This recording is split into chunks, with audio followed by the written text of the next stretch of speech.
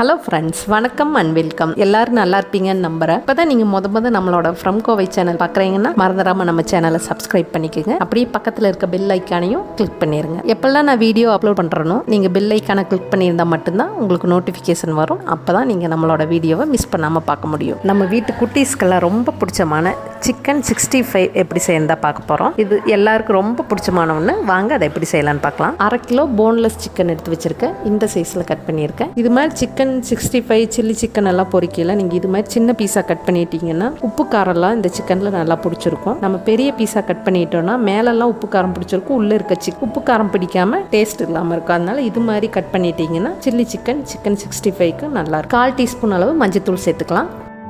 1 teaspoon அளவு இஞ்சி பூண்டு பேஸ்ட்டோட ஒரு பச்சை மிளகா, கொஞ்சமாக கருவேப்பிலையை நல்லா இடித்து எடுத்திருக்கேன். இது மாதிரி இந்த சிக்கன் 65க்கு சேர்த்து செஞ்சு பாருங்கள், அவ்வளோ சூப்பராக இருக்கும். காரத்துக்கு 1 டீஸ்பூன் அளவு மிளகாத்தூள் சேர்த்துக்கலாம். 1/4 டீஸ்பூன் அளவு கரம் மசாலா சேர்த்துட்டு தேவையான அளவு உப்பு சேர்த்துக்கலாம். 1 டீஸ்பூன் அளவு சோள மாவு, அதாவது கார்ன்ஃப்ளவர் சேர்த்துக்கலாம். 1 டீஸ்பூன் அளவு மைதா மாவு சேர்த்துக்கலாம். 1/2 எலுமிச்சம்பழத்தை புழிஞ்சு வச்சுருக்கேன், அதையும் சேர்த்துக்கலாம். 1 முட்டையை உடச்சி வச்சுருக்கேன், அதையும் சேர்த்துக்கலாம். இப்போ சேர்த்துக்கிட்ட எல்லா பொருளையும் ஒரு கரண்டி வச்சு சிக்கனோட நல்லா கலக்கிற மாதிரி கலந்து விட்டுருங்க. நாம் சேர்த்துக்கிட்ட 1 ஸ்பூன் கார்ன்ஃப்ளவரும் 1 ஸ்பூன் மைதாவும் சிக்கன் 65க்கு அளவாக இருக்கும். நிறைய கார்ன்ஃப்ளவர் மைதாவும் சேர்த்துட்டிங்கன்னா சிக்கன் 65 பஜ்ஜி மாதிரி ஆயிரும். அதனால் 1 ஸ்பூன் அளவு மட்டும் சேருங்க, ரொம்ப சூப்பராக வரும். இது ஒரு 1/2 மணி நேரம் ஒரு மூடி போட்டு மூடி வச்சிடலாம். இப்போ நல்லா சிக்கனை கலந்தாச்சு. மூடி போட்டு ஒரு 1/2 மணி நேரம் ஊற வச்சிடலாம்.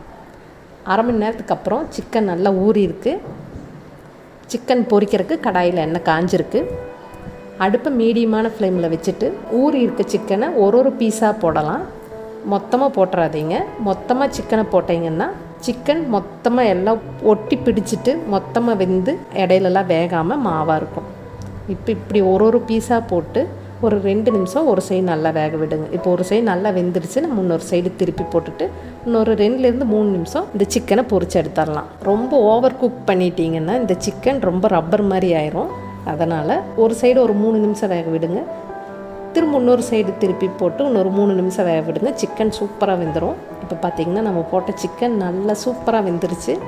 நம்மளோட சிக்கன் 65 ரெடி ஆகிடுச்சு. இந்த சிக்கன் 65ல் நம்ம இடித்து சேர்த்துக்கிட்ட இஞ்சி பூண்டு பச்சை மிளகா கருவேப்பிலையோட ஃப்ளேவர் ரொம்ப சூப்பராக இருக்கும். ஒரு முறை நீங்கள் இது மாதிரி இடித்து சேர்த்து இந்த சிக்கன் 65 செஞ்சு பாருங்கள். உங்கள் வீட்டில் இருக்க எல்லாரும் திரும்ப இதே மாதிரி செய்ய சொல்லுவாங்க. அவ்வளோ சூப்பராக இருக்கும். நம்ம வீட்டு குட்டி பசங்களுக்கு ரொம்ப பிடிச்ச சிக்கன் 65 ரெடி ஆகிடுச்சு. சின்ன பசங்க இல்லைங்க, எல்லோரும் பெரியவங்க வரைக்கும் ரொம்ப பிடிக்கும். கட்டாயம் இந்த சண்டே உங்கள் வீட்டில் செஞ்சு பாருங்கள். இந்த வீடியோ உங்களுக்கு பிடிச்சிருந்தா ஒரு லைக் பண்ணுங்கள். ரொம்ப பிடிச்சிருந்தா உங்கள் ஃப்ரெண்ட்ஸ்க்கெல்லாம் ஷேர் பண்ணுங்கள். திரும்ப ஒரு நல்ல ரெசிபியில் நான் உங்களை சந்திக்கிறேன். இப்போ தான் நீங்கள் முத நம்ம ஃப்ரம் கோவை சேனல் பார்க்குறீங்கன்னா மறந்துடாமல் சப்ஸ்கிரைப் பண்ணுங்கள். பக்கத்தில் இருக்க பெல் ஐக்கானை கிளிக் பண்ணுங்கள். அப்போ தான் நான் போடுற வீடியோவோட நோட்டிஃபிகேஷன் உங்களுக்கு வரும். மிஸ் பண்ணாமல் நம்ம வீடியோவை பார்க்கலாம். திரும்ப ஒரு நல்ல ரெசிபி வீடியோவில் உங்களை சந்திக்கிறேன். அது வரைக்கும் தேங்க்யூ, பை, டேக் கேர்.